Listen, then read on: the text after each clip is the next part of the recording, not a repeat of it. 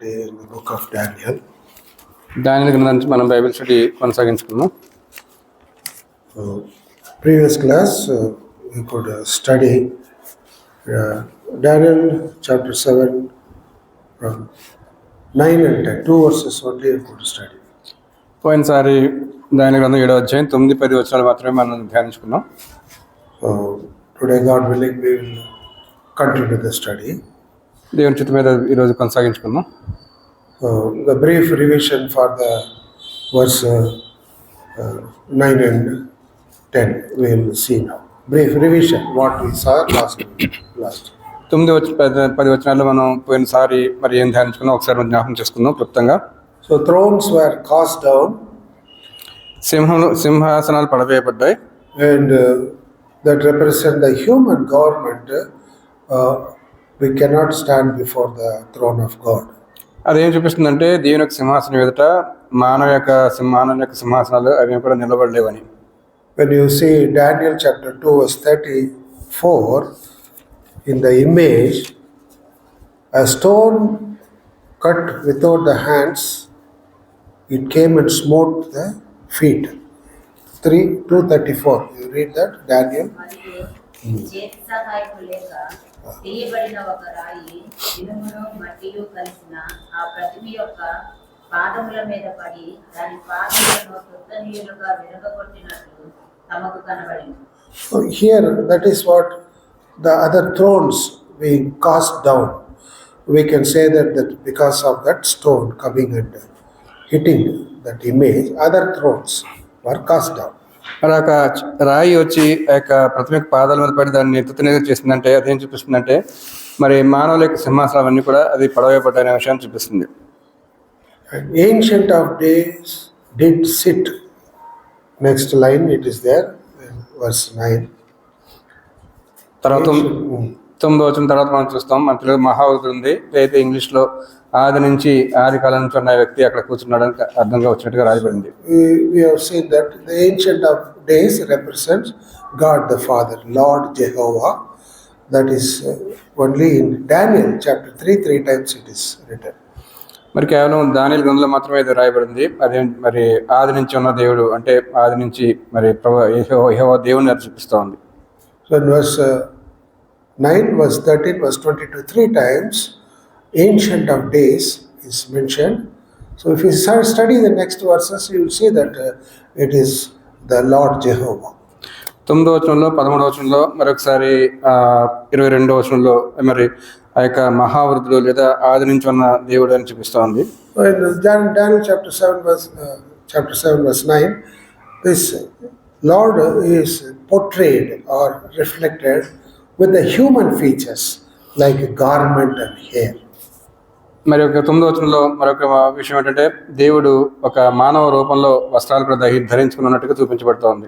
So the Bible nowhere the Lord Jehovah has been reflected as a man with this type of garment, white garment, hair as the white wool. That he has not been mentioned anywhere.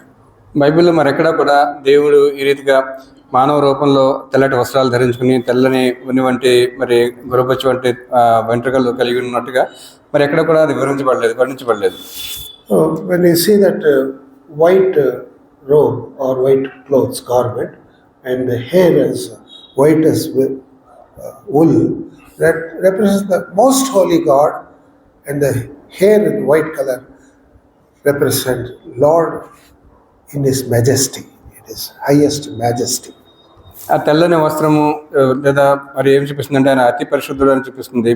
అదే రీతిగా మరి గుర్రెబచ్చు వంటి తెల్లని వెంట్రుకలు ఏం చూపిస్తుంది అంటే అది ఆయన యొక్క ప్రభావం చూపిస్తూ ఉంది. The same appearance was given to John the Divine when he was in Patmos. Revelation chapter 1 13-15 you see Christ Jesus also has been explained or shown like this with a garment or hair as the pure wool. 13-15 Revelation chapter 1 it is written. ప్రకటన 1:13-15 వరకు అక్కడ కూడా ప్రభువు యేసు వారి గురించి ఇదే వర్ణన కనబడుతుంది. So we can find that what we understand when God the Father, God the Son addressed in the same manner, we understand that Lord Jesus Christ said, Father and I are one. John's Gospel 10:30, it is written. యోహాన్ 10:13లో రాయబడిన రీతిగా తండ్రియు నేను ఏకమై ఉన్నామనే మాటని మరి ఈ రెండు కూడా ఒకే రీతిగా వర్ణించబడని అనేది చూపిస్తూ ఉంది. So, the fiery flame of the throne and the wheels, that represents the judgment of God. మరి యొక్క సింహాసనము అగ్నిజ్వాలలు మండుతోంది, చక్రాలు కూడా అగ్నిలో ఉన్నాయి అనేది ప్రభు యొక్క తీర్పును చూపిస్తూ ఉంది. The wheels are also on the fiery flame. That we have seen that it is the advancing judgment of God is not waiting, step by step advancing. That shows the wheel. చక్రం అగ్నిలో ఉన్నాయంటే దేని చూపిస్తుందంటే మరి ఆయన యొక్క దేవుని యొక్క తీర్పు అది కదలకుండా ఉండలేదు కానీ అది క్రమక్రమంగా దగ్గరికి వస్తుంది అన్నట్టుగా చక్రాలు చూపిస్తున్నాయి.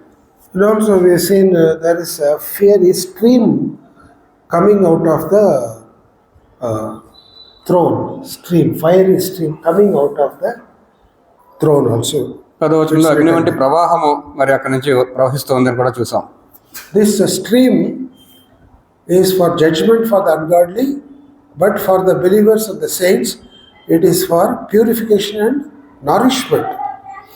మరి భక్తిహీనులకైతే ఇది తీర్పుగా ఉంటుంది, అయితే దేవుని భక్తులు గల వారికి అది వారిని ఇంకా ఆత్మీయంగా బలపరిచేదిగా ఉంటుంది. In Revelation chapter 22 verse 1 we see that the water comes from the throne. It's called water of life. ప్రకటన 22:1 మనం చూస్తాం, మరి సింహాన్ని చూస్తున్న ఆ నీరు దాన్ని జీవజలం అని రాయబడింది అక్కడ. So when the fiery stream is coming, we say that it's a judgment for the ungodly, and at the same time it is a nourishing for the saints. కాబట్టి అగ్ని వంటి ప్రవాహం అది భక్తిహీనులకి అది తీర్పుని చూపిస్తూ ఉంది, అయితే దేవుని భక్తుల వారికి అది బలాన్ని ఇచ్చేదిగా కనబడుతుంది అక్కడ. And innumerable people were standing before God. We have seen in that verse 11, verse 10. 10వ వచనం ఇంకా మరొక పాట చూస్తున్నాం. ఆ యొక్క తీర్పు ప్రభు దేవుని యొక్క ఎదుట 1000 మంది మరి పరిశుద్ధులు కోట్ల కొద్ది మనుషులు అక్కడ మనకు కనబడుతున్నారు. Same thing is Revelation chapter 7 verse 9. A person, nobody can number them. That many people stood before the throne. Revelation chapter 7 verse 9. ప్రకటన 7:9లో కూడా ఇదే విషయం మరి లెక్కింపజాలని జనం అని అక్కడ వ్రాయబడుతోంది. అటు తర్వాత నేను చూడగా ఇదిగో ప్రతి జనములో నుండి, ప్రతి వంశములో నుండి, ప్రజలలో నుండి, ఆయా భాషలు మాట్లాడు వారిలో నుండి వచ్చి ఎవరినో లెక్కింపజాలని ఒక గొప్ప సమూహము కనబడింది. వారు తెల్లని వస్త్రములు ధరించుకొనిన వారే ఖర్జూరపు మట్టలు చేత పట్టుకొని సింహాసనం ఎదుటను గొర్రెపిల్ల ఎదుటను నిలువబడింది. See these people number, we cannot number them. They stood before the throne of God. దేవునికి సింహాసనం ఎదుట మరి అంతమంది లెక్కింపజాలని సమూహం, గొప్ప సమూహం నిలబడినట్టుగా చూస్తున్నాం. And the same verse, the last judgment was set. That means the Lord is ready to declare the verdict, the final judgment. కాబట్టి ఆ తీర్పు కూడా మరి అది ప్రకటింపడానికి సిద్ధంగా ఉంది అనే మాట కూడా అక్కడ మనం చూస్తున్నాం. And Lord will judge according to the righteousness one day. According to righteousness he will judge people. మరి నీతిని బట్టి ఆయన తీర్పు తీర్చబోతున్నాడు. And his throne is of holiness and justice. There is no injustice in his throne. మరి ఈ సింహాసనంలో పరిస్థితి ఉంది, న్యాయం ఉంది, ఎటువంటి అన్యాయం ఆ సింహాసనాలు లేదు. So for that he has opened the books. We have seen books are opened before. అందుకే అక్కడ మనం చూస్తున్నాం తీర్పు తెచ్చే గ్రంథములు తెరవబడను అని కూడా చూస్తున్నాం. So number of books we have seen. There are many books. It's written. Last class Stephen told me. So one more book is there. He told me, no? Chapter 5 verse 7. That is a roll sealed with the 7 seals, and God the Father is having in his hand. That is a judgment for the world. There are like that many books are there. అనేకమైన గ్రంథాలు ఉన్నాయి. మరి ప్రకటనలో మనం చూసినప్పుడు 7 ముద్రలు వేయబడిన మరి చుట్టలు కూడా అక్కడ ఉన్నట్టుగా మనం చూస్తున్నాం. అవన్నీ కూడా మరి ఆయనకు తీర్పు అర్థం చేయబడిన చుట్టలుగా ఉంటున్నాయి. The judgment coming upon the earth, it's written, one seal opened, one judgment came upon the earth. ఎప్పుడెప్పుడైతే మరి యొక్క ఆ గ్రంథపు చుట్ట యొక్క ఒక సీలు ముద్ర విప్పబడుతుందో దాని తీర్పు భూమి మీద కలుగుతూ ఉంది. But we saw the books concerning ours. We are concerned with the book. What is the books we are concerned? Book of life, book of remembrance, Lamb's book of life, birth certificate book. This all we saw.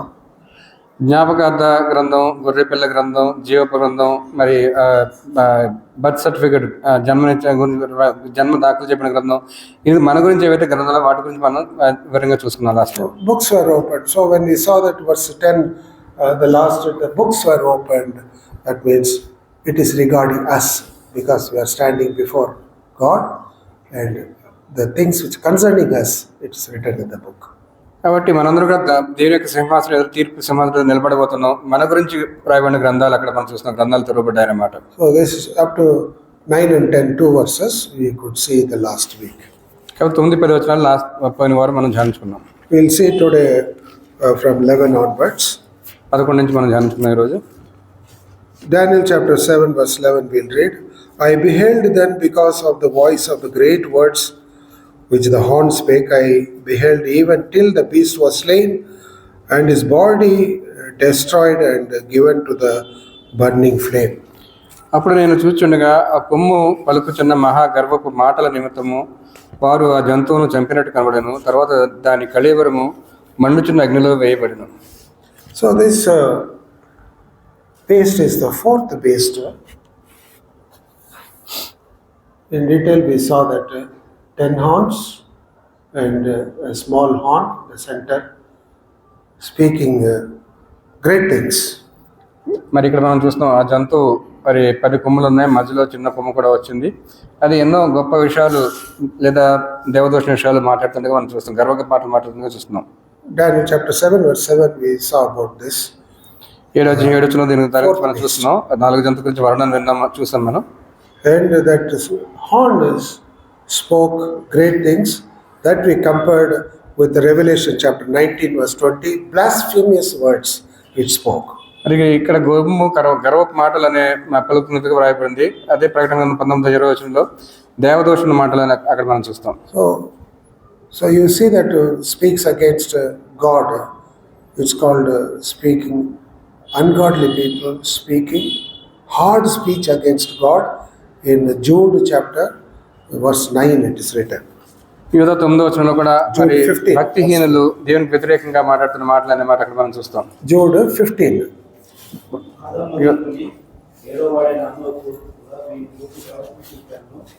ఇదిగో అందరికీ తీర్పు తీర్చుటకును వారిలో భక్తిహీనులందరూ భక్తిహీనంగా చేసిన వారి భక్తిహీన క్రియలన్నింటికి వచ్చి భక్తిహీనులైన పాపులు తనకు విరోధంగా చెప్పిన కఠినమైన మాటల గురించి వారిని తీర్చుటకు ప్రభువు తన వేవేల పరిశుద్ధ పరివారంతో వచ్చాను.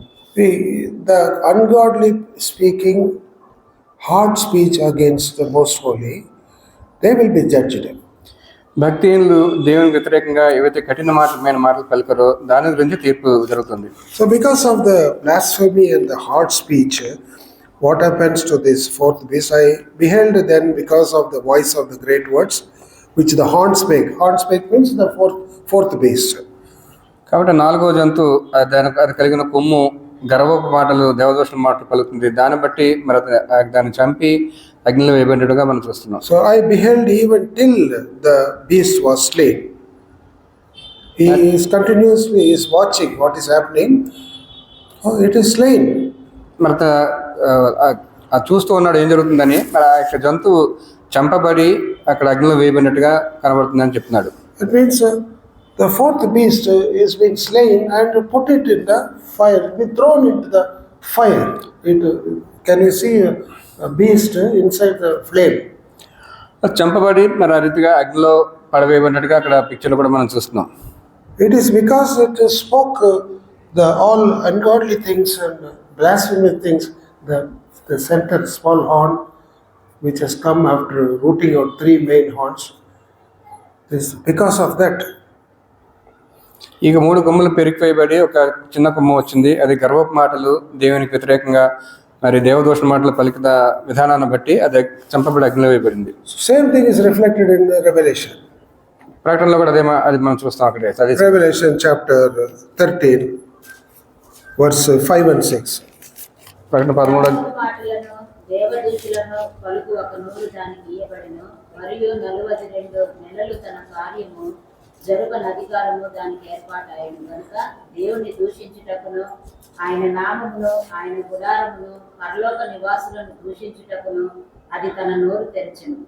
So it was cast into the lake of fire, it's burning with limestone. కాబట్టి మండుచున్న అగ్నిలో అది వేయబడింది. It is that's because of this horn, the horn which spake all these blasphemous words. Judgment is given, it is slain and cast into the fire. So Revelation chapter 13, it is coinciding both the things. అది పలుకుతున్న గర్వపు మాటలను బట్టి మరి అది చంపబడి అగ్నిలో వేయబడింది. ప్రకటన 13వ అధ్యాయంలో కూడా ఇదే విషయం అక్కడ కూడా రాయబడింది. So we have seen that small horn is a false religion and it is a false prophet because it is speaking. That's why we call it as a false prophet. ఈ యొక్క చిన్న కొమ్ము మాట్లాడుతున్న మాటలను బట్టి అది ఫాల్స్ ప్రాఫిట్ ని చూపిస్తా ఉంది. So in the name of అబద్ధ Christianity, ప్రవక్తని చూపిస్తా ఉంది. in the name of Christianity, one group raised and it is controlling the whole world. We know that, and we represent or equate it to that small horn. క్రైస్తవం పేరు పెట్టుకుని మరి ప్రపంచాన్ని అంతటినీ పరిపాలించడానికి సిద్ధపడుతున్న ఒక అబద్ధ ప్రవక్తలను అది చూపిస్తా ఉంది. So this is a kingdom, or it is effect of this fourth beast. It will continue till Revelation chapter 13, till it is cast into the fire. కాబట్టి ఈ యొక్క 4వ జంతువు ప్రకటన 13వ అధ్యాయంలో అది అగ్నిలో వేయబడే సమయం వరకు అది అట్లానే అది కొనసాగుతూ వస్తుంది. So Daniel saw in his vision that this beast, because of its speaking hard speech and great words, even it till the beast was slain, it was, and the body destroyed, given to the burning flame. కాబట్టి మరి ఈ యొక్క అది పలుకుతున్న గర్వపు మాటను బట్టి దేవదోషం బట్టి అది చంపబడి దాని కళేవరాన్ని మండుచున్న అగ్నిలో పడవేయబడినట్టుగా దానియేలు ఆ దర్శనంలో చూశాడు. We will go to verse 12. 12వ వచనం. As concerning the rest of the beasts, they had the dominion taken away, yet their lives were prolonged for a season and a time. మిగిలిన ఆ జంతువుల ప్రభుత్వం తొలగిపోయాను, సమయం వచ్చే వరకు అవి సజీవుల మధ్యన ఉండవల్లని ఒక సమయము ఒక కాలము వాటికి ఏర్పాటయ్యాను. So it is during the rest of the three beasts, the lion, first one Nebuchadnezzar, Babylon, second Persian bear with ribs, and leopard, 4 heads and 4 wings, the Greek empire. These three, they are not destroyed. Only this fourth beast is destroyed. కాబట్టి ఈ 3 జంతువులు మరి సింహము Nebuchadnezzar చూపిస్తూ ఉంది, leopard చిరుతపులి అది పారసీక రాజ్యాన్ని చూపిస్తూ ఉంది, తర్వాత ఎలుగుబంటి అది గ్రీక్ రాజ్యాన్ని చూపిస్తుంది. ఇవైతే చంపలేదు, అది ఇంకా కంటిన్యూ అవుతున్నాయి, కొనసాగుతూనే ఉన్నాయి. So this was told concerning the rest of the beasts, means that the rest of the three beasts, and they had the dominion taken away. That power is taken, removed. The ruling, dominion power, authority power, all removed. ఈ మిగిలిన 3 జంతువులు మరి అవి మిగిలి ఉన్నాయి, వాటిని చంపలేదు, అయితే వాటి ప్రభుత్వం మాత్రం తీసివేయబడింది. So, but they were spared. They are not killed, or they are not slain. They are not thrown in the fire. అయితే అవి చంపబడలేదు, అది అలాగే ఉన్నాయి, గంగలో వేయబడలేదు. So when you say that they were allowed to continue, that means though the power is gone, their culture or what they taught the early days, that continues up to till today. It is continuing. కాబట్టి ఆ 3 జంతువులు లేదా 3 ప్రభుత్వాలు తొలగిపోయాయి, కానీ అవి ఏవైతే మరి ఒక కల్చర్ని నేర్పించే ఆ ప్రభుత్వాలు అవి నేటి వరకు ఇంకా కొనసాగుతూనే ఉన్నాయి. That's why it is not slain, but to continue for a season and a time. Yet their lives were prolonged for a season and time, that it is continuing till now. It is continuing. కాబట్టి అవి ప్రభుత్వం అయితే తొలగిపోయింది, చంపలేదు, కానీ అవి మరి సమయం వచ్చే వరకు ఒక కాలం వాటికి నిర్ణయించబడింది, అంతవరకు అవి కొనసాగుతూనే ఉంటాయి. We have seen in detail about Nebuchadnezzar and Babylonian kingdom. What did you learn from that? బబులోను రాజ్యం గురించి నెబుకద్నెజరు గురించి మనం చూసాం కదా, దాని నుంచి మనం ఏం నేర్చుకున్నాం? What is the culture till today it is there? వాళ్ళు నేర్పిన కల్చర్ ఇంకా ఈ రోజు కూడా ఉన్న కల్చర్ ఏమిటది? I told in detail what they taught the world. ప్రపంచానికి ఏమి వారు నేర్పించారో లాస్ట్ టైం మనం చూసాం, సార్ చెప్పారు. So we know that idol worship. విగ్రహారాధన. So idol worship, Nimrod has started that in Genesis chapter 11. ఆదికాండం 11వ అధ్యాయంలో మరి నిమ్రోదు దాన్ని ప్రారంభించాడు. So there is archaeological evidence that Nimrod had a temple. Everybody wanted to worship him as a god himself. నిమ్రోదు మరొక మందిరాన్ని కట్టుకున్నాడు. ఆ మందిరంలో తన విగ్రహం పెట్టుకుని దాన్ని అందరూ మరి పూజించాలని అతను నిర్ణయించాడు. The other form of that worship is called Baal worship. మరొక మరి రూపంలో చెప్పాలంటే అది బయలుదేవతని ఆరాధించడం, పూజించడం. That represents the idol worship. అది విగ్రహారాధన చూపిస్తా ఉంది. Is it not that till today we see idol worship? మరి ఈ రోజు కూడా ఇంకా అది కొనసాగుతూనే ఉంది కదా విగ్రహారాధన అనేది. So the nature, the life of that first beast, lion with wings, that effect is still today. Babylonians have taught idol worship and astrology, isn't it? మరి ఆ మొట్టమొదటి జంతువు లేదా బబులోను రాజు వారు నేర్పిన విగ్రహారాధన ఇప్పటికీ కంటిన్యూ అవుతా ఉంది. అంతేకాదు ఖగోళ శాస్త్రాన్ని మరి పరిశోధించడం అది కూడా స్టార్ట్ అయింది. He called all the wise men, astrologers, soothsayers, everybody he called, isn't it? Astrologer is there. మరి నెబుకద్నెజరు రాజు తన దేశంలో ఉన్న ఆ యొక్క మరి జ్ఞానులందరూ కూడా పిలిపించాడు. వారందరూ కూడా ఖగోళ శాస్త్రం చూసి మరి వారు వివరించి చెప్పేవారు. ఈ రోజు అది కూడా కొనసాగుతూ ఉంది. What is astrology? ఈ అస్ట్రాలజీ అంటే ఏంటి? ఖగోళ శాస్త్రం అంటే ఏంటి? In a believer's family, when there is a marriage, they will ask which is the right good day, where is the muhurtam day. They will ask our believers. They will do. మన విశ్వాసులే చాలా మంది అడుగుతూ ఉంటారు, ముహూర్తం మంచి ముహూర్తం ఏది, మంచి రోజు ఎప్పుడు ఉందని అడుగుతూ ఉంటారు కొంతమంది. This all positioning of the stars and moons, astrologers will calculate and tell this is the good day, this is a bad day. They will tell. ఇదంతా వాళ్ళు ఎలా లెక్క పెడతారంటే ఆ యొక్క నక్షత్రాలు ఏ స్థానంలో ఉన్నాయి, ఎక్కడ ఉన్నాయి, దానిని బట్టి ఆ మంచి రోజు చెడ్డ రోజు ముహూర్తం దాన్ని నిర్ణయిస్తూ ఉంటారు. ఇదే అస్ట్రాలజీ అంటే. You see our church people marriage day, that side Hindus marriage is going, our marriage also going, because same day they selected, because it's a muhurtam day, because of astrology. మనం చూస్తాం కదా అనేక సార్లు ఒక సమయంలో ఒక మరి విశ్వాస గృహంలో వివాహం అవుతుంటే అదే సమయంలో అన్యుల గృహం కూడా వివాహం అవుతుంది. అదే ఖచ్చితంగా అది ఏంటంటే వాళ్ళు కూడా ముహూర్తం చూస్తున్నారని చూపిస్తుంది. That is the effect of that Babylonian, the beast, first beast, lion with the wings, Babylonian kingdom. That is following till today. అది బబులోను రాజ్యం లేదా యొక్క సింహం, అది నిర్ణయించిన లేదా అప్పుడున్న కల్చర్ అది ఇప్పుడు కూడా కొనసాగుతుంది. The second beast is Persia, that is the bear with the 3 ribs. రెండవది ఆ యొక్క పార్శిక రాజ్యం. So the bear, Persia is, it is still today, Parsis are there. ఈ రోజు కూడా పార్శికులు ఉన్నారు. They still have their own religious fervor they have. Till today they celebrate New Year as Navroz, till today. ఈ రోజు కూడా ఆ పార్శికులు వారి యొక్క ఆచారాలు మత సంబంధం ఆచారాలు ఇప్పుడు కూడా పాటిస్తూనే ఉన్నారు. Persia has come to Hyderabad or not? ఇక్కడికి వచ్చారా పార్శికులు? ఇక్కడికి వచ్చారా? పార్సిస్ Parsikutta is there. Parsikutta is there in Hyderabad. So there are many. My colleagues were, many of them are Parsis. Very nice people, very good people. అయితే ఇక్కడ హైదరాబాద్లో కూడా పార్సిగుట్టలో ఉన్నారు. అయితే వారు చాలా మంచి వాళ్ళు, చాలా మంచి వాళ్ళు. So the best bakery items are from Parsi bakeries. కాబట్టి ఈ యొక్క ఎలుగుబంటి అనేది ఆ పార్సికులు చూపిస్తూ ఉంది. So that culture, what they brought, is still continuing today. వారు నేర్పిన ఆ యొక్క కల్చర్ ఇప్పటికి కూడా కొనసాగుతూనే ఉంది. Third one is the Greek. మూడవది గ్రీక్ సామ్రాజ్యం. The leopard with 4 feet, 4 faces and 4 wings. We saw the Greek empire, that is the leopard. 4 తలలు 4 రెక్కలు కలిగిన ఆ జంతువు జిర్తుపలి, అది గ్రీక్ సామ్రాజ్యం చూపిస్తుంది. What Greek represent what we have till today? ఆ గ్రీకులు నేర్పిన విషయం ఇప్పటికీ మరి ఏమి కొనసాగుతుంది ఇప్పుడు కూడా అది?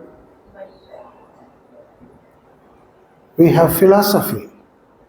సిద్ధాంతాలు ఉంటాయి కదా, ఫిలాసఫీ అంటే We సిద్ధాంతం. have mathematics. మ్యాథ్స్, గణిత శాస్త్రం. People, we know that what is Pythagoras theorem. You ask what is that? Mathematics. Maths లో What is that? పైథాగరస్ సిద్ధాంతం ఉంటుంది.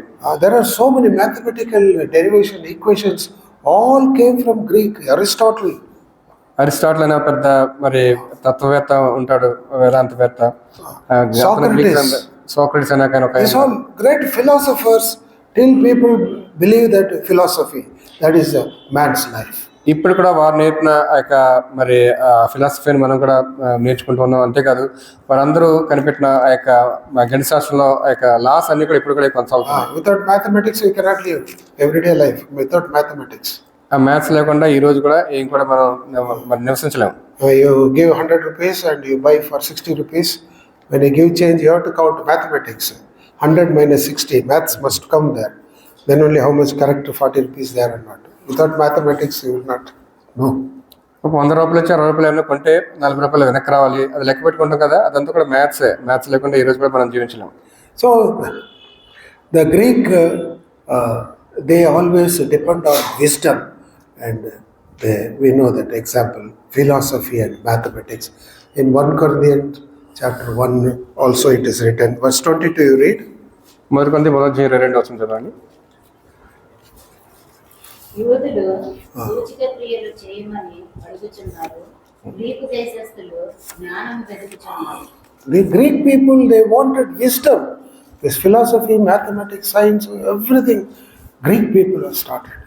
ఈ గ్రీకులకి మరి యొక్క విజ్ఞానం కావాలి, ఈ ఫిలాసఫీ, మ్యాథ్స్ ఇవన్నీ కూడా వారు పట్టుకొచ్చినాయి.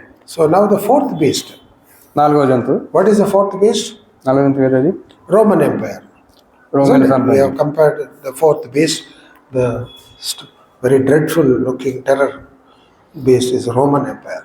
ఎంతో భయంకరమైన ఈ 4వ జంతువు అది రోమన్ సామ్రాజ్యం చూపిస్తుంది. What is the Roman Empire's culture or their standard following till today? What is that? Roman numbers we are using. One more thing it will be surprising. Luke chapter 2 verse 1 you read. Luke chapter 2 verse 1. ఒక 2 వచనం. ఆ దినములలో సర్వలోకమునకు ప్రజా సంఖ్య వ్రాయబడినది. కైసరు ఐగుప్తు వలన ఆజ్ఞాయను. ఇది కురేనియా సిరియా దేశమునకు అధిపతి అయినప్పుడు జరిగిన మొదటి ప్రజా సంఖ్య. So here what is you understand by that verse? Luke chapter 2 verse 1. ఈ మొదటి వచనంలో ఒక 2 మొదటి వచనంలో మనకి ఏమర్థం అవుతుంది? Census, correct? Census. Who started it? Romans have started. ఈ సెన్సస్ అనేది కూడా రోమేలే ప్రారంభించారు. The other way of telling census is citizenship. Whether you belong to this country or not, by taking census, they'll find out. మరొక మాటలో చెప్పాలంటే పౌరసత్వం, ఏ దేశంలో పౌరసత్వం కలిగి ఉన్నాం. This they introduced first, citizenship. మరి గ్రీకులే మొట్టమొదటిగా పౌరసత్వం అనే దాన్ని వారు ప్రవేశపెట్టారు. And wherever the Romans have ruled the colonies, there they gave citizenship easily to them. You become Roman, they say that. మరి ఎక్కడెక్కడైతే వారు పరిపాలించారో వారు రోమా మరి పౌరసత్వం ఇచ్చేవారు వాళ్ళకి. So here the counting of people or the citizenship that has come through the Roman Empire. కాబట్టి ప్రజల సంఖ్యను లెక్కించడం అనేది లేదా మరి పౌరసత్వం ఇవ్వడం అనేది అది రోమిలే ప్రారంభించారు. Till today also in some countries that citizenship war is going on, isn't it? We know that each country. ఈ రోజు కూడా పౌరసత్వం గురించి, సిటిజన్ గురించి ఎంత యుద్ధాలు కూడా జరుగుతున్నాయి. యుద్ధం కాదు, still lot of struggle is going on in that country. Who is born here, who is not born here, and citizenship, who should stay here, who should not stay here, that is going on. That we know that country. ఎన్నో సమస్యలు, పౌరసత్వం ఉందా లేదా, ఎవరెక్కడ నివసించాలి, ఎవరు నివసించకూడదు, దీని గురించి ఎన్నో మరి ఆ దెబ్బలాట్లు లేదా మరి సమస్యలు వస్తున్నాయి. This has been brought by the Roman Empire. ఇది రోమా ప్రభుత్వం ద్వారా తేబడింది కూడా. So the power is removed, but they were allowed to continue for a season. That is continuing now.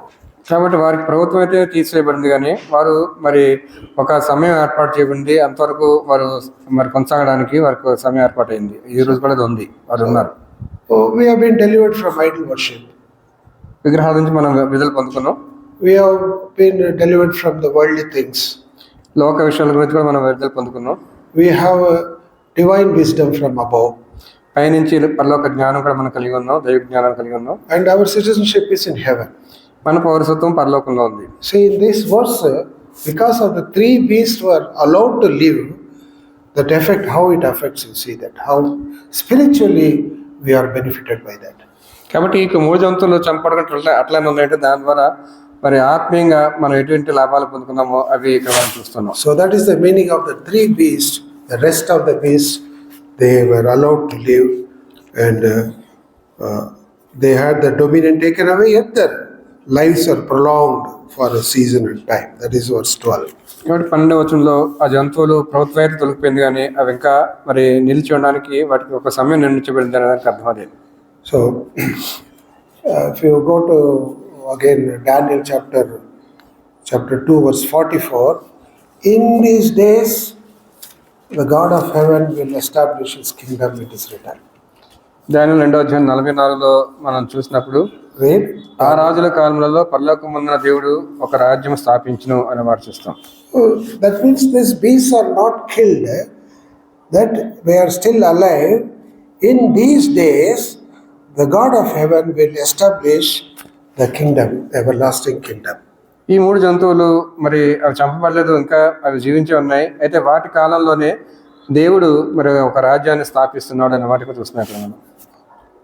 Revelation chapter 20 verse 2 and 7, we see about Satan is bound for 1,000 years. ప్రకటన 20వ అధ్యాయం 2వ వచనంలో మనం చూసినప్పుడు సాతాను 1000 సంవత్సరాల వరకు అది బంధింపబడింది అనే మాట చూస్తాం. In verse 7, he has been released, it is written. 7వ వచనంలో అది విడుదల చేయబడింది అని చూస్తాం. And after releasing, what Satan does? Verse 8. విడుదల పొందిన తర్వాత సాతాను చేసిన పని ఏమిటి? 8వ వచనంలో చూస్తాం. భూమి నలుదిశలు He went to deceive the nations. దేశాలను మోసం చేయడానికి అది వెళ్ళింది. You see that the 1,000 years is our Lord Jesus Christ's kingdom. Even in that kingdom, the beast effect will be there. 1000 ఏళ్ల పరిపాలన కాలం, ప్రభు యొక్క పరిపాలన కాలంలో కూడా ఆ యొక్క మరి At the end, ఆఖరి సమయంలో అది దాని యొక్క ఆ బీస్ట్ యొక్క ఎఫెక్ట్ అప్పుడు కూడా ఉంటుంది. the Satan who is bound for 1,000 years, he will be loosened and he will go and deceive the nations. 1000 ఏళ్ల వరకు బంధించబడిన ఆ యొక్క సాతాను విడుదల చేయబడుతుంది. అప్పుడు అది మరి ప్రపంచం అంతా కూడా మరి దేశాలను మోసం చేయడానికి వెళ్తుంది బయటికి. So why I am quoting this is the effect of the beast, it goes till the end. మరి అదేం చూపిస్తుందంటే ఆ యొక్క జంతువు యొక్క మరి ఆ యొక్క ఎఫెక్ట్ చివరి వరకు అంతవరకు ఉంటుందని చూపిస్తుంది. This is what we learned from this verse 12, Daniel chapter 7 verse 12. The beasts, they remain, they continue the life, prolong their life.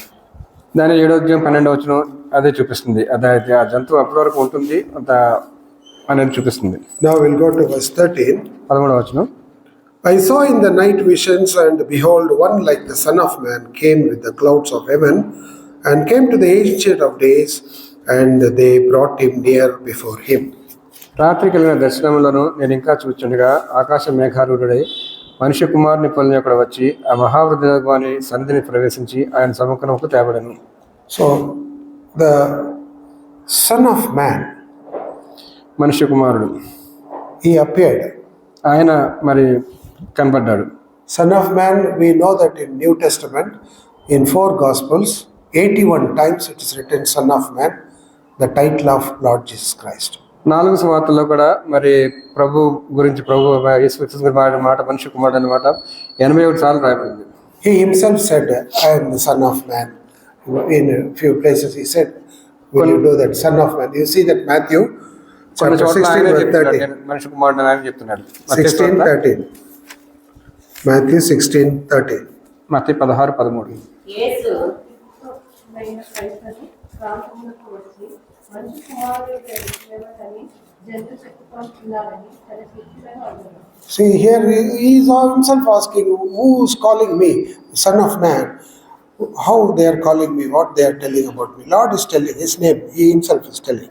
తన గురించి తానే చెప్పుకుంటున్నాడు, మనిషి కుమారుడు అనే మాట తన గురించి తానే చెప్పుకుంటున్నాడు అక్కడ. So here in English, if you see that son will be in capital letter, in Telugu it will not be there. Son means that is Son of God, Lord Jesus Christ. English బైబిల్లో son of man అని రాసిన చోట yes capital letters లో రాబడుతుంది, అంటే అది ప్రభువుని చూపిస్తా ఉంది. So Son of Man, it is Lord Jesus Christ. And this was what happened. Son of Man saw in night vision, and behold, one like the Son of Man came with the clouds of heaven. ఆకాశం మేఘారూఢుడై మనిషి కుమారుడు వచ్చినట్టుగా ఇక్కడ రాబడి ఉంది. So here Son of Man, if you want to learn little bit, because you have come to this Bible study, what is the value of son? What is the meaning of man? Son of man, we say that. We'll learn, because many times we come across this. మరి ఒక కుమారుడు అంటే ఏమిటి, మరి మనుషుడు అంటే ఏమిటి, దీని గురించి అనేకసార్లు బైబిల్లో చాలాసార్లు మనం చూసాం. So for Bible study, we'll learn what is the meaning of son, the value of son, and what is the meaning of man. మరి కుమారుడు అంటే దానికి ఉన్న విలువ ఏమిటి, మనిషి అంటే ఏమిటి, మన బైబిల్ స్టడీ కోసం దాన్ని మనం తెలుసుకుందాం. Psalms chapter 2 verse 7, Father told, he is my beloved, he is my son, today I have begotten him. He said, 2:7, you read. See here, when Lord declares, God declares that he is my son, that is an exalted position to the right hand side of God. That is one, the son, that is the value of son. దేవుడు తన కుమారుడు అని చెప్తాడంటే అది అత్యంతమైన స్థితి, అంటే తన సింహాసనం కుడివైపున కూర్చున్నట్టుగా అత్యంతమైన స్థితిని చూపిస్తా ఉంది. And man means human being. మనుషుడు అంటే మా సామాన్య మానవుడు. How Lord Jesus Christ equaled himself to human being? ఏదిగా తను తాను మరి ఆయన ఒక సామాన్య మానవుడిగా అని చెప్పుకుంటున్నాడు. Matthew chapter 11 verse 29, you read. Mattayi 11:29. I am meek and lowly, take up my yoke. సాత్వికుడను దీన మనసు గలవాడను గనుక మీ మీద నా కాడి ఎత్తుకొని నా యొద్ద నేర్చుకొనుడి, అప్పుడు మీ ప్రాణములకు విశ్రాంతి దొరుకును. You see here, this shows the human being, how weak, how light is. He says, I am meek and lowly, so humbling yourself. That is man. ఒక మనుషుడు ఎట్లా ఉంటాడని ఇక్కడ ఆయన తను తాను చెప్పుకుంటున్నాడు. నేను సాత్వికులను దేని మనసు కలగవాలని తను తాను ఎంతో తగ్గించుకున్నవాడుగా తన గురించి చెప్పుకుంటున్నాడు. So when you call the name of Lord Jesus Christ Son of Man, son means the value, divine value, and man means the earthly value as a son of man. Son అంటే అది దైవికంగా తనకున్న విలువ, మరి మనుషుడు అంటే మనిషి కుమారుడు అంటే అది మరి ఈ లోకంలో ఆయనకున్న యొక్క లక్షణాలు చూపిస్తాం. So in the vision he saw that likeness of Son of Man came with the clouds. What exactly written? ఆకాశ మేఘారుడై మనిషి కుమారుని పోలినప్పుడు వచ్చాను. Son of Man came with the clouds of heaven. He came with the cloud. ఆకాశ మేఘారుడై అని మాత్రం తిరుగుమని చూస్తున్నాం. So we know that whenever the Lord Jesus Christ is mentioned, is always cloud is also connected to that. మరి ప్రభు గురించి చాలా చోట మనం చూస్తాం, ఆకాశం లేదా మేఘాలు గురించి ఆయన గురించి కూడా రాబడుతుంది ఆయన గురించి రాసినప్పుడు. Matthew chapter 24 verse 30. మత్తయి 24:13. అంతము వరకు సహించిన వాడెవడో వాడే రక్షింపబడును. 24:30. 30. అప్పుడు మనుష్య కుమారుని ఆకాశముకు కనబడును. అప్పుడు మనుష్య కుమారుడు ప్రభావంతోను మహామహిమతోను ఆకాశం మేఘారూఢుడై వచ్చుట చూచి. Megha, he will come in the megham, that is the clouds. కానీ ఎప్పుడు కూడా మేఘం మీద మరి వచ్చినట్టుగా ఇక్కడ కూడా మనం చూస్తున్నాం. Again 26, Matthew 26 verse 64. 26:64 కూడా 26:64. ఇది మొదలుకొని మనుష్య కుమారుడు సర్వశక్తిని కుడిపార్శ్వన కూర్చునియు ఆకాశం మేఘారూఢుడై వచ్చుట మీరు చూస్తారని చెప్పారు. Here you see where many other references are there. So when Jesus Christ is mentioned, cloud is also there with him. కాబట్టి అనేక చోట్ల ఈ రీతిగా ప్రభు గురించి ఎక్కడైతే రాయబడుతుందో అక్కడే ఆకాశం అనే మాటలు కూడా మనం చూస్తాం. So in this verse we see that one like the Son of Man came with the clouds of heaven, came with. కాబట్టి ఆకాశ మేఘారుడై మనిషి కుమారుని పోలిన ఒకడు వచ్చి అనే మాట రాయబడింది. And if you continue this verse, you see that and came to the Ancient of the Days. ఆ మహావృద్ధుడు అనే సన్నిధిని ప్రవేశించి When the Son of Man came with the clouds and came to the Father. That is the meaning, isn't it?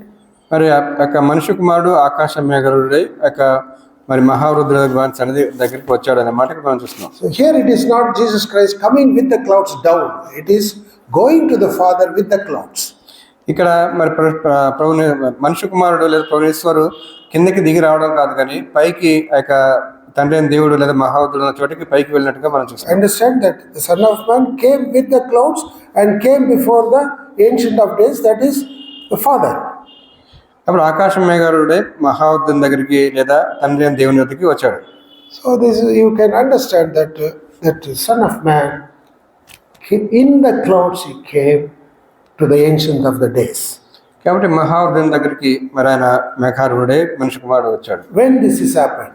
When it is happened? ఇది ఎప్పుడు జరుగుతుంది? Acts of Apostles, chapter 1, verse 9. You read. అపోస్తలుల 1:9. ఈ మాటలు చెప్పి వారు చూస్తుండగా ఆయన ఆరోహణమాయను. అప్పుడు వారి కన్నులకు కనబడకుండా ఒక మేఘము ఆయనను కొనిపోయింది. Here, which one takes the Lord Jesus Christ up? The clouds. మరి అక్కడ ఆకాశ మేఘరుడే ప్రభునేశ్వర పైకి వెళ్ళినట్టుగా మనం చూస్తున్నాం. In the verse, if you carefully read that, Jesus Christ did not go by himself. He was caught up. It is written. He was taken up. It is written. English, you read very carefully. He was taken up. తెలుగులో అంతా తానుగా వెళ్ళినట్టుగా కాదు, కానీ కొనిపోయాను అనే మాట మనం చూస్తున్నాం. So here we find that the clouds came at the ascension. That means after the 40 days of his resurrection, he is going to the Father. How is going? The clouds come and take him to the Father. తను తిరిగి లేచిన తర్వాత 40 దినాల తర్వాత ఒక మేఘం వచ్చి తండ్రి అయిన దేవుడి దగ్గరికి ఆయన కొనిపోయింది అనే మాట చూస్తున్నాం అక్కడ. This is what we Daniel saw that 500 years back. That in the vision it has been told how the Son of Man will go to the Father with the clouds. కాబట్టి ఏ రీతిగా మనుష్య కుమారుడు తండ్రి అయిన దేవుడి దగ్గరికి వెళ్తున్నాడు అనే విషయాన్ని ఎన్నో సంవత్సరాల ముందుగానే, వందల సంవత్సరాల ముందుగానే దానియేలు దర్శనంలో ఆయన చూశాడు. So it is not coming down with the clouds, it is going with the clouds, and it is going to the presence of the God, that is the clouds. కాబట్టి మేఘాష్ మేఘరుడే కిందికి దిగి రావడం కాదు, కానీ మేఘాష్ మేఘరుడే పైకి తండ్రి అయిన దేవుని దగ్గరికి ఆయన వెళ్ళినట్టుగా So that we can compare with the Acts chapter 1 verse 9. అపోస్తలుల 1:9 ఈ రెండు కూడా మనం సరిపోల్చి So you can చూసుకోవచ్చు. compare that, you can understand that verse. ఈ రెండు సరిపోల్చి చూసినట్టు మనకు అర్థమవుతుంది. And he came to the Ancient of the Days, that means brought before. He was brought before the God. ఆయన సమ్ముఖంలోకి తేబడను. And he was brought him near before him. That means brought to near him. That's what we have seen in the picture also. He has been brought by the clouds. మరి మేఘాల మీద ఆయన కొనుక్కోబడ్డాడు. అక్కడ పిక్చర్లో కూడా అదే మనం చూస్తున్నాం. So who was brought him? ఎవరు వచ్చారు అక్కడ తర్వాత? It's written, they brought him. In English it is written, they brought, not cloud brought him. They brought him, it's written. What is that they? Who brought him? ఇంగ్లీష్లో అయితే వారు తీసుకుని వెళ్ళారు అనే మాట కనబడుతుంది. ఎవరు వారు అంటే ఎవరు? వారు ఉందా? లేదు. లేదా they means there are somebody who took these guys near to the throne of God.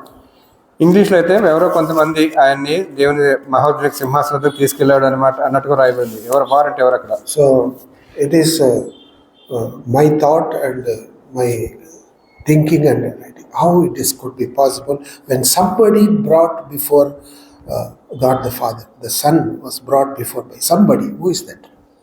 కాబట్టి ఎవరు దేవుని సంధికి, తండ్రి దేవుని సంధికి ఆయన తీసుకెళ్లారంటే ఎవరు తీసుకెళ్లారు? ఎవరు అది? So I thought should be the archangel. Who is the archangel? Maybe ప్రధాన దూత అయి ఉండొచ్చు అని సహోదరు అనుకుంటున్నారు.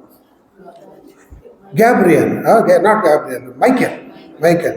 Jude verse 9. Jude 9 you see. యోధ 9వ.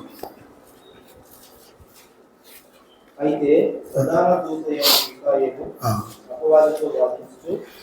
So here we find the chief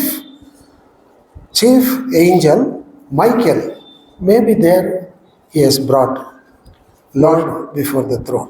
బహుశా ప్రధాన దూత అయిన మిఖాయేలు మరి ప్రభుని వారిని తండ్రి దేవుని దగ్గర తీసుకెళ్ళవచ్చు. When they say they, there's more than one person, one more person. అయితే Can we call him Gabriel? So వారు ఎందుకు కాబట్టి ఒకరికంటే ఇద్దరు ఉన్నట్టుగా చూస్తున్నాం అక్కడ. మరి మరొక వ్యక్తి ఇంకా ఎవరు ఉన్నారు అక్కడ? from where Gabriel has come? మరి గాబ్రియల్ ఏంటాడా? గాబ్రియల్ ఎక్కడి నుంచి వచ్చాడు? Luke chapter 1 verse 19 you read. Luke chapter 1 verse 19. లోక 1:19. దూత నేను దేవుని సముఖమందు నిలుచు Gabriel. So here you see that Gabriel also is there.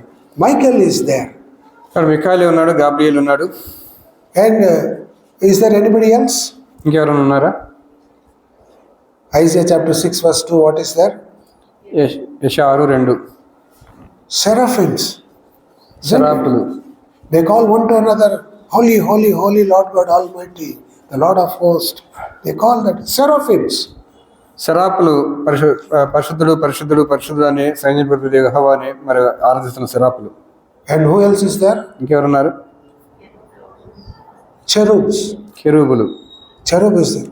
When Garden of Eden was closed, the cherubims with a drawn sword, they could see every side. They were put on guardian. Isn't it? Cherubs. ఏదేని తోటని మూసివేసినప్పుడు దేవుడు మరి కెరూబుల్ని మరి ఖడ్గజాలతో అక్కడ పెట్టినట్టుగా మనం చూస్తాం కాపలా. So these are all higher standards of angels. ఇవన్నీ కూడా అత్యధిక ఉన్నతమైన స్థానంలో ఉన్న దేవదూతలు. So this I put a word that is called heavenly protocol. మరి పరలోకంలో ఉండే ఆ యొక్క ప్రోటోకాల్ అని కూడా చెప్పుకోవచ్చు మనం. You know what is protocol? Protocol అంటే ఏమిటి అర్థం తెలుసా? When Prime Minister comes, with him 4-5 people will come. Just will come, they will bring him to the front. Prime minister వస్తున్నాడంటే ఒక 4-5 వచ్చి ఆయనతో పాటు ఆయన లోపలికి తీసుకొస్తారు కూడా ఉంది.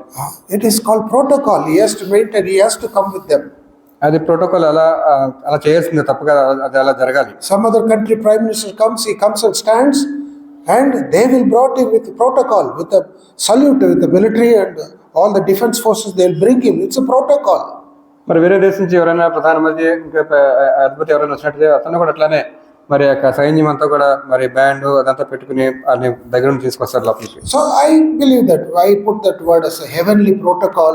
The angels must, when they say that they brought the Son of Man to the Ancient of Days, means this the heavenly beings, the angels, they brought Lord the presence of God. వారు మనుష్య కుమారుని మరి యొక్క మహావృద్ధుని యొక్క సంధిలోకి తీసుకొచ్చారంట. వారు అనేది అదే పరలోకం ఉన్న ప్రోటోకాల్ అన్నట్టుగా సోదరు చెప్తున్నారు. So we can understand by this, and this my understanding. Of course, how you take it, it depends on you.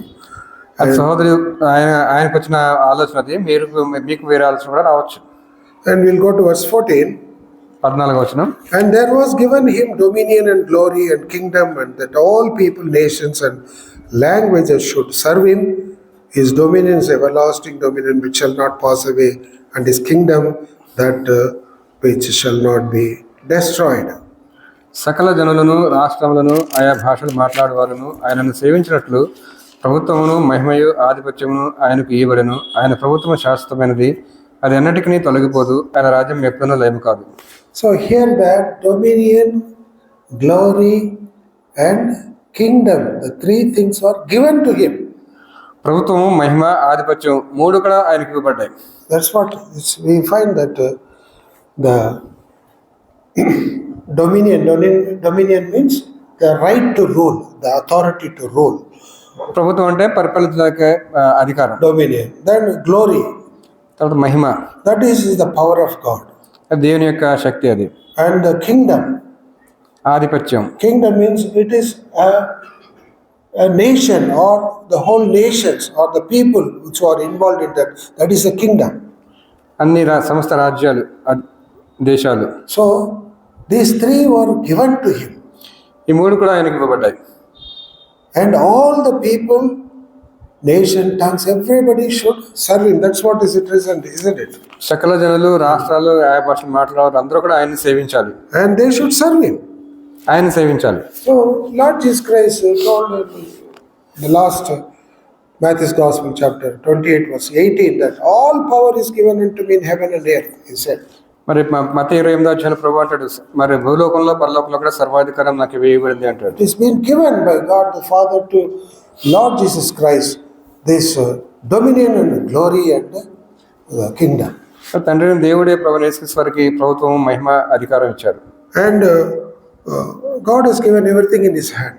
అన్ని కూడా ఆయన చేతికి ఇవ్వబడ్డాయి. That's what you see that John's Gospel chapter 3 verse 35. All things were given in the hand of Jesus Christ the Lord. యోహాను 3:35లో కూడా అదే మాట మనం చూస్తాం, అన్ని కూడా ఆయన చేతికి ఇవ్వబడ్డాయి అన్నమాట. So 3:35 John's Gospel. తండ్రి కుమారుని ప్రేమిస్తున్నాడు కనుక ఆయన చేతికి సమస్తమును అప్పగించున్నాడు. So the Father has given everything to the hand of the Lord Jesus.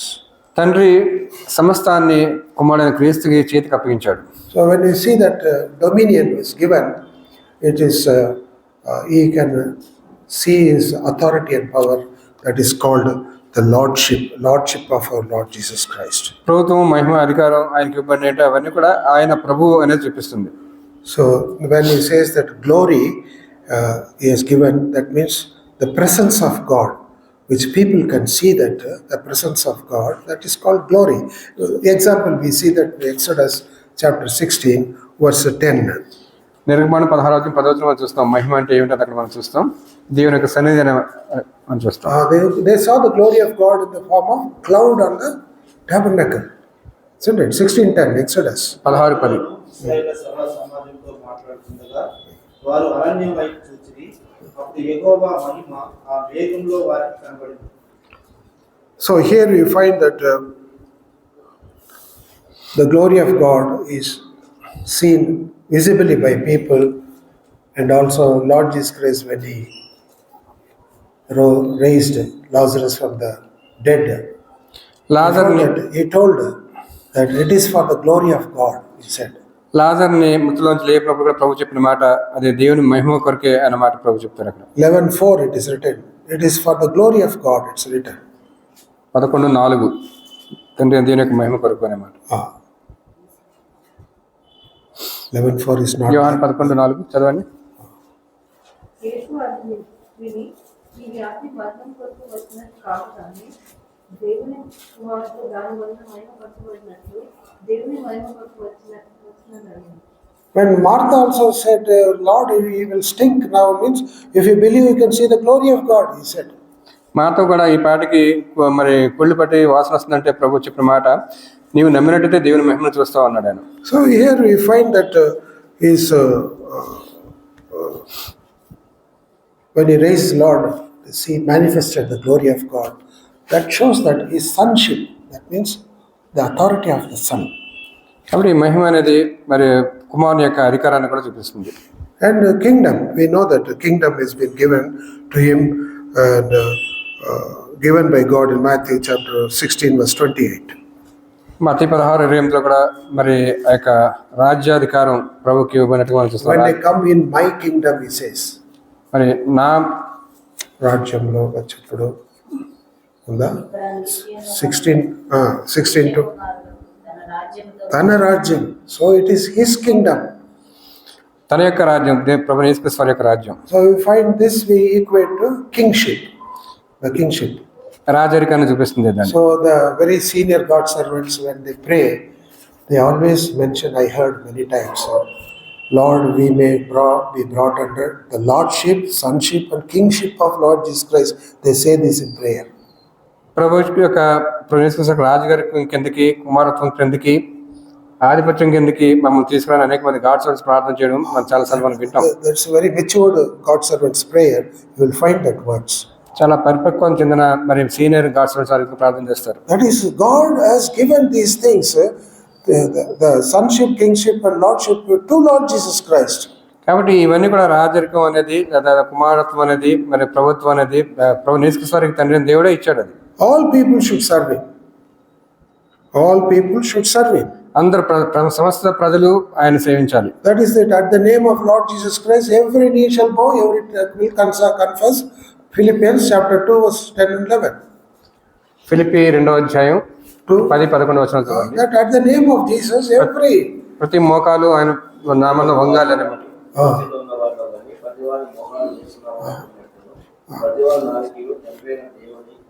మహిమాత్మే యేసుక్రీస్తు ప్రభువును ఎత్తుకున్నట్టు దేవుడు ఆయనకు అధికముగా హెచ్చించి ప్రతి నామముకు పరిణామంగా ఆయన అనుగ్రహించారు. So here you see that authority, how God has given. The Son of Man came to the Ancient of Days and he was given. We find that in verse 14, isn't it? 14వ వచనంలో మనుష్య కుమారుడు ఆ యొక్క ఆదరించి ఉన్న ఆ యొక్క మహోద్దని సంధికి తేగబడినప్పుడు ఇవన్నీ కూడా ప్రభుత్వం మహిమ ఆధిపత్యం ఇవన్నీ కూడా కుమారుడిని క్రీస్తుకు అనుగ్రహించుకోమని చూస్తున్నాం. Nebuchadnezzar only told that his kingdom is everlasting kingdom.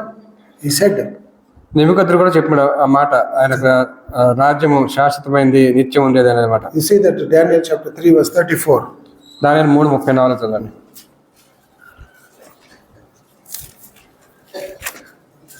Daniel chapter 3, 3:34. 34 is not there. 30 was 31, yeah. Daniel. Then what is that? Daniel said 4:34. Sorry, 4:34. Please. ఆ కాలము గడిచిన పిమ్మట నెబుకద్నెజరులో నేను మరలా మానవ బుద్ధి గల వాడిని, నా కన్ను ఆకాశం తట్టు ఎత్తి చిరంజీవిని సర్వోన్నతులను దేవుని స్తోత్రం చేసి గర్భంతో స్తుతించి ఆయన ఆధిపత్యం చిరకాలం వరకు ఆయన రాజ్యం తరతరములకు ఉన్నది. So we are also is promised this eternal kingdom. We are going to enter into this eternal kingdom. మరి ఆ యొక్క నిత్య రాజ్యంలోకి We are going to enter. మనం ప్రవేశించబోతున్నాం. So entrance will be given unto us. It is written. Peter writes that. మరి పేతురు రాస్తున్నాడు, అదే 2 Peter chapter 1 verse 11. You read 2 Peter chapter 1 verse 11. వీరికి క్రియలు చేయవారైతే ఎప్పుడూ త్రుటిల్లరు. అలాగా మన ప్రభువైన రక్షకుడైన యేసుక్రీస్తు యొక్క నిత్య రాజ్యంలో ప్రవేశం మీకు సమృద్ధిగా అనుగ్రహించబడుతుంది. So it is we are going to enter into that everlasting kingdom. Peter has written that. పేతురు రాసిన నిత్య రాజ్యంలోనికి సమృద్ధి అయిన ప్రవేశాన్ని మనం కలిగి ఉంటామని రాస్తున్నాడు. How this kingdom will be that? It is Daniel as it has been revealed to Daniel. అయితే ఆ రాజ్యం ఏ రీతిగా ఉంటుందనే ముందుగానే దానియేలుకి అది ప్రత్యక్షత ఇవ్వబడింది. What we should do now? What we learn from these things? దీని నుంచి మనం ఏం నేర్చుకుంటున్నాం ఇప్పుడు? Because we are going to get the kingdom of God, everlasting kingdom. How we have to live? కాబట్టి ఆ నిత్య రాజ్యంలోకి దేవుని రాజ్యంలో మనం ప్రవేశించాలంటే ఏ రీతిగా ఈ లోకంలో మనం జీవించాలి? Hebrews chapter 12 verse 28. Read. Hebrews 12:28. Hebrew 12:28. అందువల్ల మనము నిశ్చలమైన రాజ్యము పొంది దైవ కృప కలిగి ఉందము. ఆ కృప కలిగి వెళ్ళి భయభక్తులతో దేవునికి ప్రీతికరమైన సేవ చేయుదాము. ఏలైనా మన దేవుడు దయించు అగ్ని ఉన్నాము. See here, with the fear of God, and we have to serve the Lord till we enter into the glorious kingdom. వినయ భయభక్తులతో దేవునికి ప్రీతికరమైన సేవ ఆ యొక్క రాజ్యంలో ప్రదర్శించే వరకు మనం చేయాలి. అది For this purpose only Lord has written everything for us. ఈ ఉద్దేశంతోనే ఇవన్నీ కూడా దేవుడు ముందుగానే మన కోసం రాయించి పెట్టాడు. So from verse 11 to 14 we have seen the fourth beast and what is happening in heaven and our Lord Jesus Christ's kingdom, how it has been given to him, you have seen. కానీ 11 నుంచి 14 వరకు మరి ఒక 4 జంతువులు వాటికి ఏం జరిగింది, ఏ రీతిగా ప్రవణించుకోసారు, పరలోక రాజ్యంలోకి ఆయన మెఘారోటే వెళ్తున్నాడు, ఆయన రాజ్యం ఏ రీతిగా ఉంది, ఇవన్నీ కూడా మనం ఈరోజు ధ్యానించుకున్నాం. So according to Hebrews chapter 12 verse 28, let us live a holy life with the fear of God, pleasing to God and serving him. కాబట్టి హెబ్రీ 12:28 చెప్పిన రీతిగా మరి ఆయన కృప కలిగిన వారమే వినయ భయభక్తులతో దేవునికి ప్రీతికరమైన సేవ చేయడానికి దేవుడు మనకు సహాయం చేయాలి.